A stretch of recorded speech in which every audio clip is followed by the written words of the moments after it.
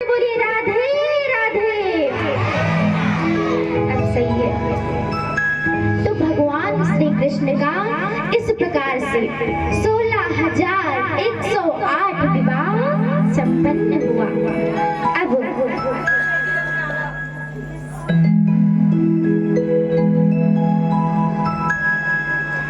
देवी रुक्मणी जी के पुत्र प्रद्युम्न का एक विवाह रुक्मी की पुत्री रुक्मवती से हुआ। जब प्रद्युम्न और रुक्मवती के विवाह का समय आया तो रुक्मी बलराम जी के साथ में चौसर खेल रहे थे। बार बार बलराम जी को चौसर में हराना चाहते थे। तो कहते हैं,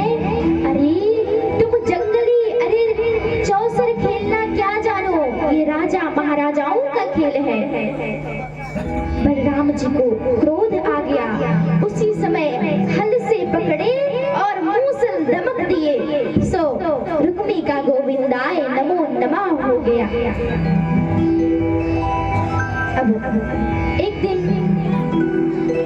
बाणासुर की पुत्री उषा भगवान के पुत्र अनिरुद्ध का स्वप्न में दर्शन करती हैं। और रात्रि में जब वो स्वप्न में अनिरुद्ध का दर्शन करती हैं तो जा करके अपनी सहेली चित्रलेखा से बताती हैं। अब जब चित्रलेखा के पास जाती हैं तो सब कुछ वृतांत में बताती हैं, सब कुछ विस्तार से बताती हैं। तो चित्रलेखा कहती हैं कि मैं चित्र बना रही हूँ, तुम पहचान लेना। अब चित्रलेखा चित्र बनाना प्रारंभ करती है। अनेकों चित्र बनाती है पर कोई भी चित्र अनिरुद्ध से नहीं मिलता है।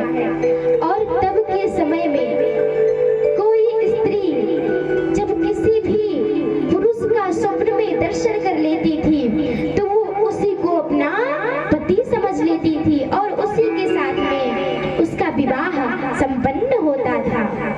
अब उषा ने देखा तो चित्रलेखा से बताई। चित्रलेखा चित्र बनाती है, खूब चित्र बनाती है। उसके बाद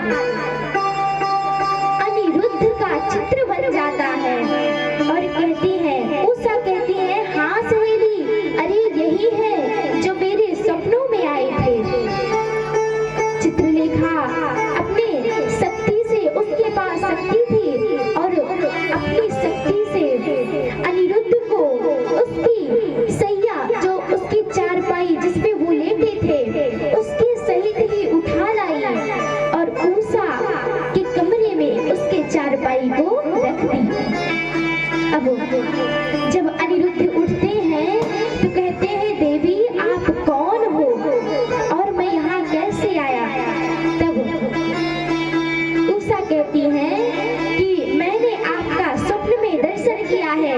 सब कुछ विस्तार से बताती हैं और दोनों लोग एक कमरे में रहने लगते हैं और हास परिहास करने लगते हैं।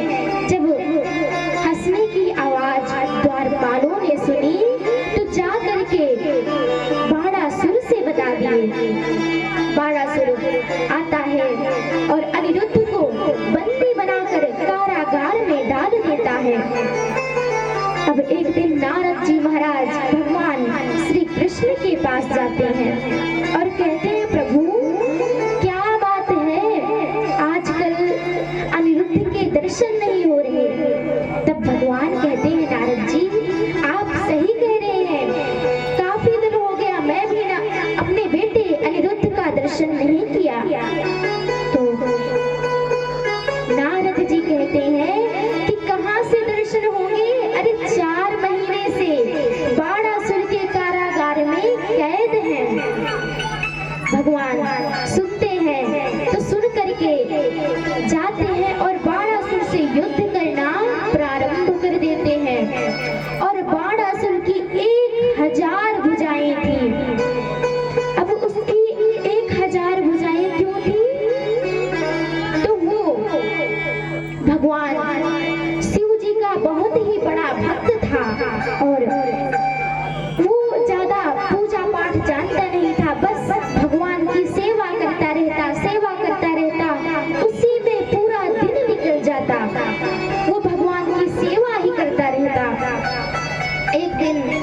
संत लोग जा रहे थे तो बाणासुर से मिलते हैं। तो जब भगवान का श्रृंगार देखते हैं तो कहते हैं कि तुम भगवान का श्रृंगार तो बहुत ही अच्छा कर लेते हो, लेकिन पूरा दिन इसी में निकाल देते हो। मैं तुम्हें मंत्र देता हूँ, उस मंत्र का जप करो, भगवान का पूजन करो। मंत्र देते हैं और अब बाणासुर बस भगवान की सेवा करते और उस मंत्र का जप करते। भगवान शिव जी प्रसन्न होकर प्रकट हुए और कहे कि बोलो तुम्हें क्या चाहिए। तो बाणासुर कहता है प्रभु मुझे आप 1000 भुजाएं दे दो। भगवान ने कहा 1000 भुजाएं क्या करोगे? बाणासुर कहता है प्रभु मैं आपकी सेवा करता हूँ और उसी में पूरा दिन निकल जाता है। तो आप जब मुझे एक हाथ ये 1000 हाथ दे देंगे तो मैं आपकी सेवा बहुत ही शीघ्र कर लूंगा, उसके बाद मैं आपका भजन पूजन करूंगा। अब भगवान तो भोलेनाथ हैं, भोले भाले, वे 1000 हाथ बाणासुर को दे देते हैं। अब बाणासुर भगवान की सेवा करता, सेवा करने के बाद मंत्र का जप करता और जब जप भी कर लेता तो उसके पास बहुत समय बच जाता। तो वो जाता जो भी पहाड़ थे उसको फोड़ने लगा, लेकिन फिर भी उसका समय नहीं बीतता था। फिर उसने भगवान शिव जी की आराधना की और आराधना करने के बाद भोलेनाथ प्रसन्न होकर प्रकट हुए और प्रकट हुए तो कहते हैं बाणासुर अब तुम्हें क्या चाहिए? बाणासुर कहते हैं प्रभु जो आपने मुझे 1000 हाथ दे दिए हैं ना, इसको आप ले लीजिए, मुझे नहीं चाहिए। भगवान कहते हैं क्यों, क्या हुआ? तो कहते हैं प्रभु आपकी सेवा बहुत जल्दी हो जाती है, फिर मेरे ये जो हाथ है ना मुझे ये भार जैसे लगते हैं। तो भगवान भोलेनाथ कहते हैं कि देखो मैं तुम्हारे हाथों को अब ले तो नहीं सकता, लेकिन तुम्हारे हाथों को काटने के लिए भगवान श्री कृष्ण स्वयं आएंगे। अब बाणासुर डर जाता है कि जब भगवान श्री कृष्ण आएंगे तो वो मेरे हाथों को जब काटेंगे तो मुझे बहुत दर्द होगा। तो कहते हैं प्रभु अब आपसे मुझे एक चीज और चाहिए। भोलेनाथ ने कहा अब तुम्हें क्या चाहिए? तो कहता है प्रभु जब श्री कृष्ण भगवान आए मेरे हाथों को काटने के लिए ना तो आप मेरी ओर से युद्ध करना। भगवान भोलेनाथ कहते हैं ठीक है मैं तुम्हारी ओर से युद्ध कर लूंगा। तो आज भगवान श्री कृष्ण आए हैं और जब बाणासुर को मारने के लिए जाते हैं, उसके भुजाओं को काटने के लिए जाते हैं तो भोलेनाथ आ जाते हैं और कहते हैं प्रभु अगर आपको मेरे चेले से मिलना है तो पहले मुझसे युद्ध करना होगा। भगवान श्री कृष्ण युद्ध करते हैं और भोलेनाथ उनके ऊपर माहेश्वर ज्वर को छोड़ देते हैं। भगवान श्री कृष्ण उस ज्वर को समाप्त करते हैं। उसके बाद भगवान श्री कृष्ण उनके ऊपर जम्बीनास्त्र का प्रयोग कर देते हैं। भोलेनाथ जमुआई लेते लेते लेते लेते युद्ध से विरक्त हो जाते हैं, युद्ध नहीं कर पाते हैं। अब भगवान श्री कृष्ण जाते हैं, बाणासुर की 1000 भुजाओं को काट देते हैं। अब बाणासुर की 2 भुजाएं बची। भगवान श्री कृष्ण पुनः जब मारने वाले थे तो भोलेनाथ कहते हैं प्रभु ध्यान रखना मेरा चेला है। भगवान श्री कृष्ण कहते हैं कि जब आपका चेला है ना तो ये मेरा भी कुछ लगता है। उसी समय बाणासुर जाता है, अपनी बेटी उषा को लेकर के आता है और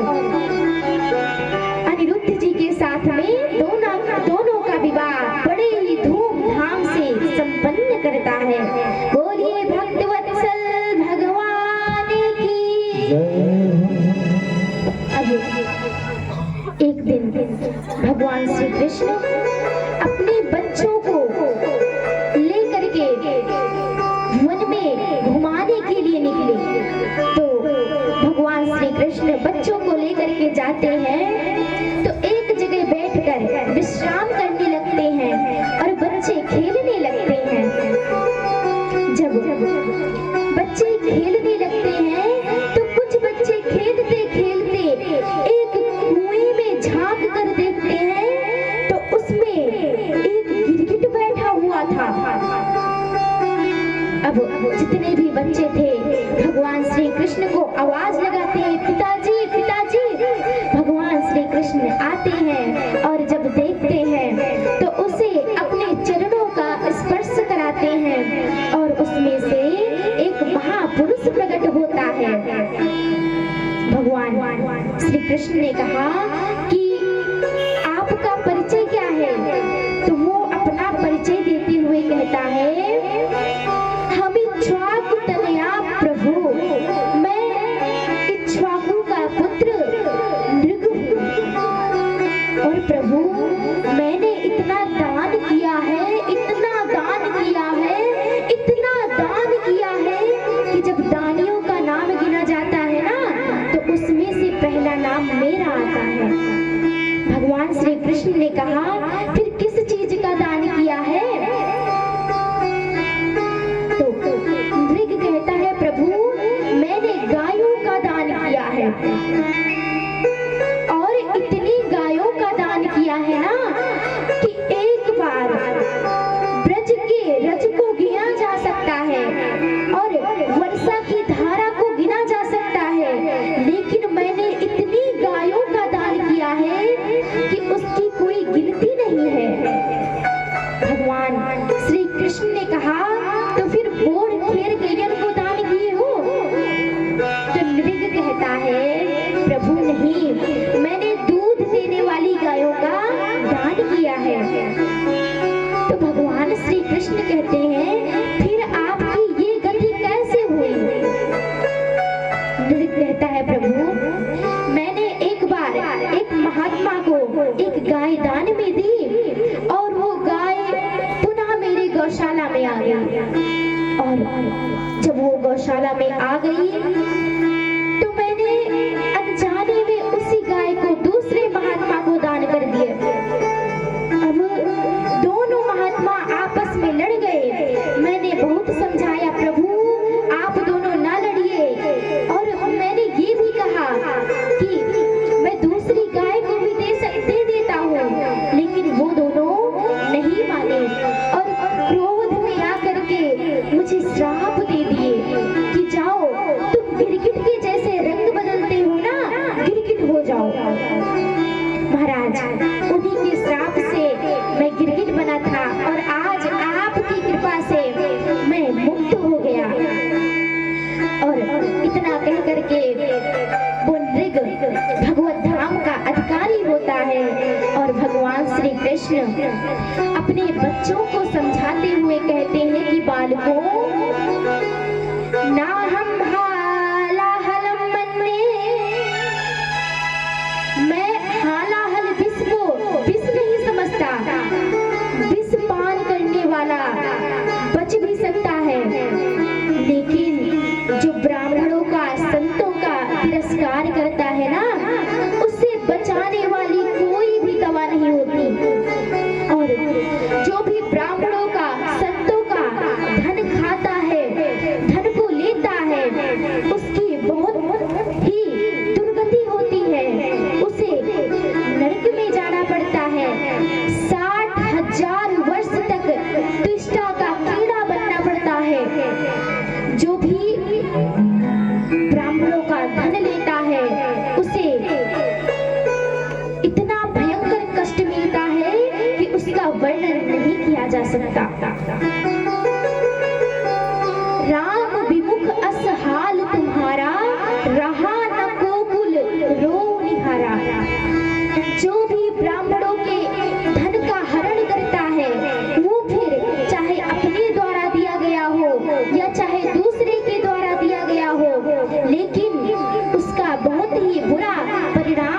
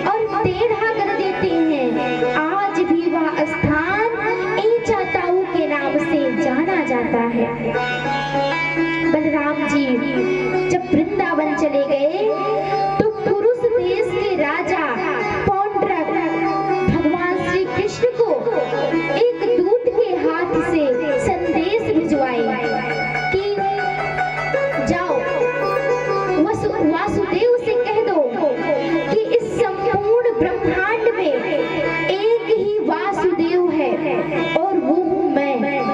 जाओ उस वासुदेव से कह दो कि अगर अपना कल्याण चाहता हो तो हमारी शरण में आ जाए।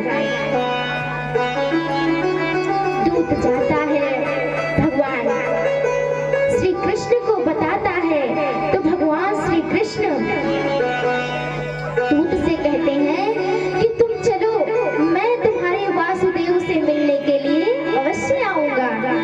भगवान श्री कृष्ण जाते हैं और जब जाते हैं तो पौंड्रक नकली 4 भुजा धारण कर रखा था और एक सुदर्शन चक्र नकली बनवा रखा था। खटका दबाओ, सुदर्शन चक्र चलने लगता। भगवान श्री कृष्ण पहुंचे हैं और जब पहुंचे इस प्रकार से देखे तो अपने असली वाले सुदर्शन चक्र को निकालते हैं और पौंड्रक का शिरच्छेदन कर देते हैं। इस प्रकार से पौंड्रक का गोविंदाय नमो नमः हो जाता है। अब एक दिन भगवान श्री कृष्ण सुधर्मा सभा में विराजमान थे। उसी समय एक दूत आकर भगवान श्री कृष्ण से कहता है कि प्रभु, जरासंध के कारागार में 10,000 राजा कैद हैं जो आपसे मुक्ति की कामना कर रहे हैं। प्रभु आप उनको बचाइए। तो भगवान श्री कृष्ण कहते हैं ठीक है। भगवान श्री कृष्ण जाते हैं, अपने साथ भीम और अर्जुन जी को लेकर के जाते हैं। एक ब्राह्मण का रूप धारण करते हैं, धारण करके जाते हैं। और जरासंध का नियम था कि जो भी प्रातः काल सूर्योदय के पहले उनके यहाँ मांगने के लिए, चाहे जो कुछ भी मांगने के लिए आते थे, उन्हें कभी भी वो खाली हाथ नहीं लौटाते थे। अब भगवान श्री कृष्ण और अर्जुन भीम तीनों लोग पहुंचते हैं और कहते हैं युद्धम नो देहि राजेंद्र। अरे राजन, मुझे द्वंद्व युद्ध की भिक्षा दो। भगवान श्री कृष्ण जब इस प्रकार कहते हैं तो जरासंध कहता है कि आप कौन हैं? तो भीम ऐसे हाथ दिखाते हुए कहते हैं कि जितना कहा जा रहा है उतना करो। जरासंध ने जब अर्जुन जी के हाथ को देखा तो उसके अंगूठे में निशान बना था, जो कि जब क्षत्रिय धनुष बाण चलाते हैं तो उनके हाथों में बना रहता है। जरासंध समझ जाता है और कहता है कि आप ब्राह्मण तो नहीं हो सकते, सच सच बताओ कि तुम कौन हो। उसी समय भगवान श्री कृष्ण, भीम और अर्जुन तीनों लोग अपना अपना रूप बदलते हैं। ब्राह्मण के रूप में थे और अपने रूप में आते हैं। तब जरासंध कहता है कि अच्छा अब समझ आया, तू वही छलिया कृष्ण है ना। अरे ऐसे सामने से आ जाता तो क्या मैं तुझे भिक्षा नहीं देता, लेकिन तुम्हारे तो सारे कार्य ही टेढ़े हैं। अरे खड़ा टेढ़ा होता है, बंसी टेढ़ी पकड़ता है, नाम भी तेरा टेढ़ा है, तो काम भी तो टेढ़ा होना चाहिए ना। जरासंध कहता है कि मैं तुमसे युद्ध नहीं कर सकता और अर्जुन मुझसे छोटे हैं, लेकिन भीम चाहे तो मुझसे युद्ध कर सकते हैं। इस प्रकार से जरासंध कहता है तो भीम जी युद्ध करने के लिए तैयार हो जाते हैं। युद्ध शुरू होता है। 27 दिन तक लगातार युद्ध चलता रहा। 27वें दिन की रात्रि में भीम जी भगवान श्री कृष्ण से कहते हैं, प्रभु क्या चाहते हो, मरवा देना चाहते हो क्या?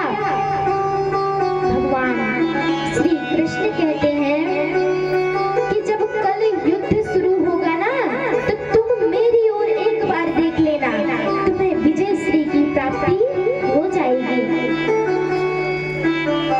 भीम जी कहते हैं ठीक है।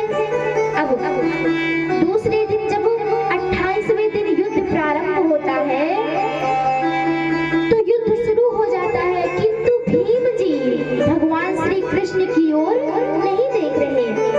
तो अब भगवान श्री कृष्ण विचार कर रहे हैं कि क्या किया जाए। तो कहते हैं वाह भीम दादा वाह, कितना अच्छा युद्ध कर रहे हैं, आपकी विजय होगी आपकी।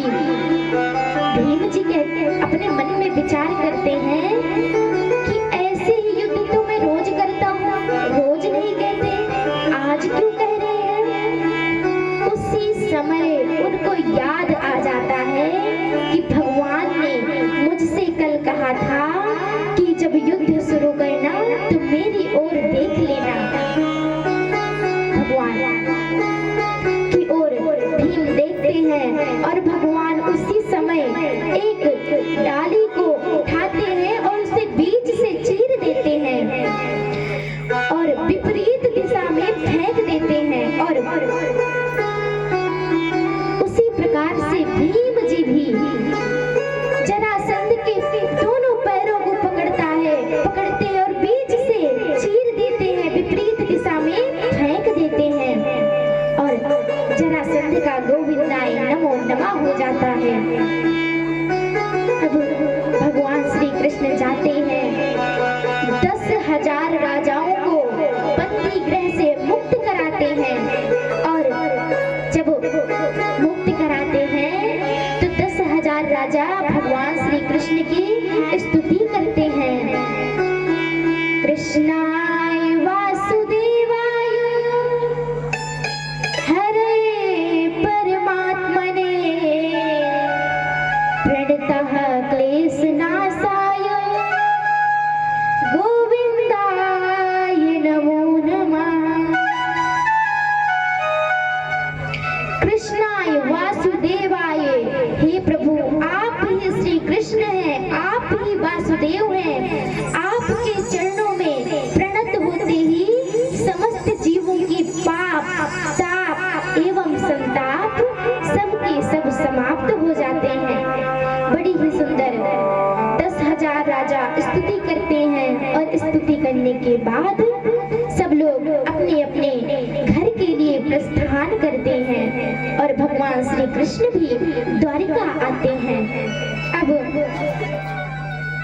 एक दिन भगवान श्री कृष्ण विचार करते हैं कि मेरी जितनी भी पत्नियां हैं वो सभी किसी न किसी बात को लेकर के रुष्ट हो जाती हैं, किंतु रुक्मिणी आज तक मुझसे कभी भी रुष्ट नहीं हुई, गुस्सा नहीं हुई।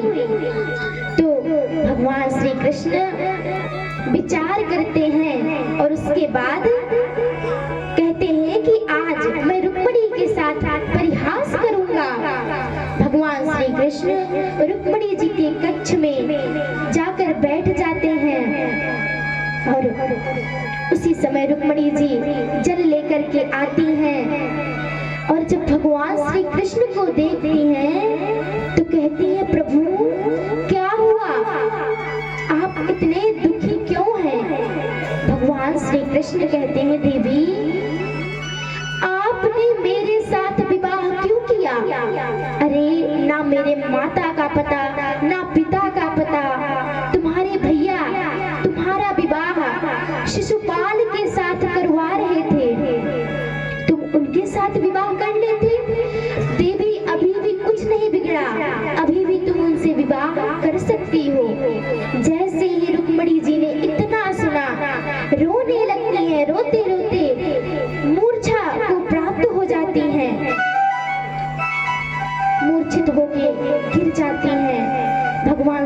कृष्ण जल का छींटा लगाते हैं। रुक्मिणी जी मूर्छित दशा से उठती हैं और उठने के बाद कहती है, प्रभु जो आपने कहा कि ना आपके माता का पता ना पिता का पता, तो आप ही जगत के माता पिता हैं। आपके माता पिता भला कौन हो सकते हैं? और आप कह रहे हैं कि मैं शिशुपाल के साथ विवाह कर लेती। तो यदि मैं इस संसारियों, जितने भी संसार में पुरुष हैं, अगर उनमें से किसी के साथ विवाह कर लेती तो मुझे विधवा होने का भय था, किंतु आपके साथ विवाह करने के बाद मैं विधवा नहीं होंगी। एक एक प्रश्नों का बड़ा ही सुंदर रुक्मिणी जी उत्तर दी हैं। और गृहस्थ जीवन में यही सबसे बड़ी आनंद की बात है कि दिन भर के थके हुए आओ, रात में थोड़ा बहुत बैठ करके साथ में हंसी मजाक कर लो, परिहास कर लो, सारी थकान मिट जाती है। भगवान श्री कृष्ण रुक्मिणी जी से कहते हैं, देवी मैं तो तुमसे परिहास कर रहा था, और यदि परिहास ना करता तो मुझे तुम्हारे प्रेम के बारे में पता ही नहीं चलता कि तुम मुझसे कितना प्रेम करती हो। अब एक दिन एक यज्ञ का आयोजन किया गया और उस यज्ञ में भगवान श्री कृष्ण का नाम आया। तो भगवान श्री कृष्ण के नाम को सुनकर शिशुपाल भगवान श्री कृष्ण को गाली देना प्रारंभ कर दिया। और जैसे ही 101 गाली होती है, भगवान उनके सिर का छेदन कर देते हैं। अब भगवान ने शिशुपाल को क्यों मारा? तो ये जो शिशुपाल है ना, ये भगवान श्री कृष्ण के बुआ के लड़के हैं। और जब इनका जन्म हुआ था तो इनके 3 नेत्र और 4 हाथ थे। तो भगवान शंकर जी ने बताया था कि जिसके हाथों में जाते ही इनके 1 नेत्र और 2 हाथ गायब हो जाएंगे, तो जान लेना उन्हीं के हाथों से इनकी मृत्यु होगी। अब जब शिशुपाल भगवान श्री कृष्ण के हाथों में गया तो उसके 2 पैर और 1 नेत्र गायब हो गए। भगवान श्री कृष्ण की बुआ जी कहती हैं, बेटा क्या मेरे पुत्र को तुम मार दोगे? तो भगवान श्री कृष्ण ने कहा, बुआ जी इसे 100 गाली तक तो माफ है, लेकिन जैसे ही 100 से 101 होगी फिर मैं इसे समाप्त कर दूंगा, फिर मैं इसे नहीं छोड़ूंगा। अब जब शिशुपाल भगवान को गाली देने लगा तो भगवान आते हैं, उसके सिर का छेदन कर देते हैं। और जब राजस्व यज्ञ होती है तो उसमें एक ब्राह्मण को बुलाया जाता है और उसे भोजन कराया जाता है। ऐसे ब्राह्मण को बुलाया जाता है जो किसी के घर पर कभी गया ना हो। तो ब्राह्मण को खोजने के लिए भीम जी जाते हैं। तो जब ब्राह्मण के यहाँ पहुंचते हैं तो ब्राह्मण देवता भीम को देखकर रोने लगते हैं। जब ब्राह्मण देवता भीम जी रोते देखते हैं ब्राह्मण देवता को, तो भीम जी भी रोना प्रारंभ कर देते हैं। भीम जी को खोजने के लिए अर्जुन जाते हैं। तो अर्जुन जी देखते हैं भीम रो रहे हैं, तो वो भी रोना प्रारंभ कर देते हैं। नकुल सहदेव जाते हैं, जब अर्जुन जी को रोते देखते हैं वो भी रोना प्रारंभ कर देते हैं। अब युधिष्ठिर जी कहते हैं, केशव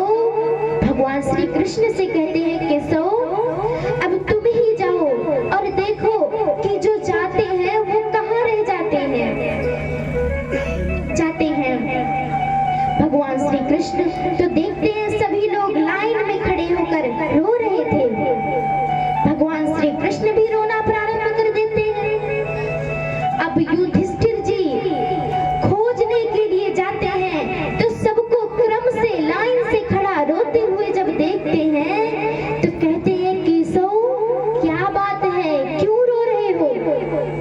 भगवान श्री कृष्ण कहते हैं कि जब मैं आया तो सब लोग लाइन से रो रहे थे, तो मुझे लगा रोने का मुहूर्त है, तो मैं भी रोना प्रारंभ कर दिया। अब युधिष्ठिर जी आगे बढ़ते हैं, नकुल सहदेव जी से पूछते हैं कि अब आप दोनों क्यों रो रहे हो? तो वो दोनों कहते हैं कि मैं अर्जुन जी को देखकर रो रहा हूँ। अर्जुन जी रो रहे थे, मैं भी रोना प्रारंभ कर दिया। अर्जुन जी से पूछते हैं तुम क्यों रो रहे हो? अर्जुन जी कहते हैं भीम जी रो रहे थे, उनको देखकर मैं रोना प्रारंभ कर दिया। भीम जी के पास पहुंचते हैं और कहते हैं भैया अब तुम बताओ तुम क्यों रो रहे हो? भीम जी कहते हैं कि जब मैं आया तो ब्राह्मण देवता रोने लगे, तो जब किसी को दुख हो तो दुख में हमें शामिल होना ही चाहिए, तो मैं भी रोना प्रारंभ कर दिया। युधिष्ठिर जी जाते हैं, ब्राह्मण देवता को समझाते हैं, समझाने के बाद कहते हैं कि ब्राह्मण देवता आप चलिए प्रसाद पाइए और बताइए क्यों रो रहे हो? ब्राह्मण देवता कहते हैं कि मैं इसलिए रो रहा हूँ कि मुझे लगा कि भीम आए हैं, मुझे मार कर लेकर जाएंगे, इस डर से मैं रो रहा था। समझाते हैं, युधिष्ठिर जी समझाते हैं, समझा कर लेकर जाते हैं, प्रसाद पवाते हैं। प्रसाद पाने के बाद उन्हें उनके गृह तक पुनः छोड़कर आते हैं। और इसके बाद श्री सुखदेव जी महाराज कहते हैं कि राजन, भगवान श्री कृष्ण के एक मित्र हैं जिनका नाम है सुदामा। श्रीमद् भागवत जी में तो सुदामा जी का कहीं नाम नहीं आया, लेकिन नरोत्तम शास्त्री जी का कहना है कि सुदामा चरित्र ही है। व्यास जी एक ही श्लोकों में संपूर्ण सुदामा चरित्र को बता दिए हैं। और व्यास जी कहते हैं कि सुदामा जी कौन है? सुदामा जी दरिद्र नहीं है, जिसका ब्राह्मणो ब्रह्मवित्त महा, जिसका ब्रह्म ही धन हो, ब्रह्म ही भोजन हो, वो दरिद्र कैसे हो सकता है? अरे सुदामा दिन रात भगवान के नाम का संकीर्तन करते रहते हैं, भगवान की कथाओं को, लीलाओं को श्रवण करते रहते हैं, भला वो दरिद्र कैसे हो सकते हैं? कबीरा सब जग निर्धना, धनवत्ता नहीं कोई, धनवत्ता सोई जानिए, जाके राम नाम धन होए। देखिए सुविधाएं अलग चीज हैं, सुविधाओं के साथ साथ अगर भगवान का भजन भी हो रहा है तो वो सुविधाएं सार्थक हैं, नहीं तो अगर भगवान का भजन नहीं कर रहे हैं तो ऐसी सुविधा है तो उस सुविधा से कोई फल नहीं मिलता। सुदामा जी इतने विरक्त हैं कि आज तक उन्होंने अपनी पत्नी सुशीला जी से ये नहीं बताया कि भगवान श्री कृष्ण हमारे मित्र हैं, किंतु भगवान श्री कृष्ण स्वयं एक भिक्षुक के रूप में आते हैं और सुशीला जी के द्वार पर कहते हैं मैया भिक्षाम देहि। सुदामा जी की पत्नी सुशीला जी बाहर निकलती हैं और जब ब्राह्मण देवता को देखती हैं, प्रणाम करती हैं और कहती हैं प्रभु मैं आपको भिक्षा नहीं दे सकती। अब भगवान श्री कृष्ण भिक्षुक के रूप में है तो भिक्षुक के रूप में पूछते हैं देवी आप भिक्षा क्यों नहीं दे सकती? तो सुशीला जी कहती है कि मेरे घर में सूतक लगा है, मेरे घर में दरिद्रता का जन्म हुआ है। अब जब से मैं इस घर में आई हूँ ना, उसी दिन से दरिद्रता का जन्म हुआ है और आज तक सूतक खत्म नहीं हुआ। जब सुशीला जी इस प्रकार कहती हैं तो भगवान श्री कृष्ण भिक्षुक के रूप में कहते हैं, देवी आपके पति के मित्र तो भगवान श्री कृष्ण हैं, फिर आपके घर में दरिद्रता कैसे आई? सुशीला जी कहती हैं कि मुझे तो आज तक ये बात पता ही नहीं थी कि मेरे पति के मित्र भगवान श्री कृष्ण हैं। भिक्षुक कहते हैं कि आज जब आपके पति आए तो उनसे पूछना। सुशीला जी कहते हैं ठीक है। अब भिक्षुक चले जाते हैं। सुशीला जी बहुत रोती हैं। जब सुदामा जी आते हैं तो सुदामा जी से सुशीला जी कहती हैं कि महाराज आपने आज तक मुझे ये नहीं बताया कि आपके मित्र भगवान श्री कृष्ण हैं। सुदामा जी कहते हैं देवी मैं आपको बताना ही नहीं चाहता कि मेरी और उसकी मित्रता कैसी है। अरे दुनिया से हटकर मेरी मित्रता है। दुनिया वालों की मित्रता होती है अपना काम बनाने के लिए।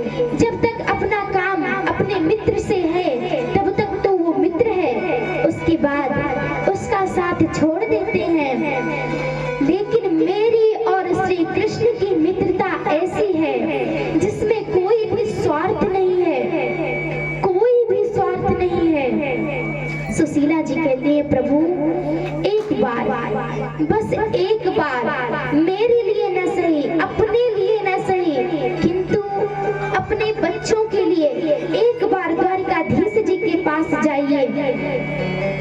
अब सुदामा जी कहते हैं देवी मैं जाऊं तो, लेकिन अपने घर में ना कुछ भी तो नहीं है ले जाने के लिए। क्या मैं उनके पास अपना दुखड़ा रोने के लिए जाऊंगा, बताने के लिए कि मैं गरीब हूँ? सुशीला जी कहती है प्रभु आप जाइए तो उसकी व्यवस्था मैं करती हूँ। अब सुशीला जी 4 घरों से जाती हैं, चावल 4 मुट्ठी चावल मांग कर लाती हैं। और वो कैसे मांगती हैं?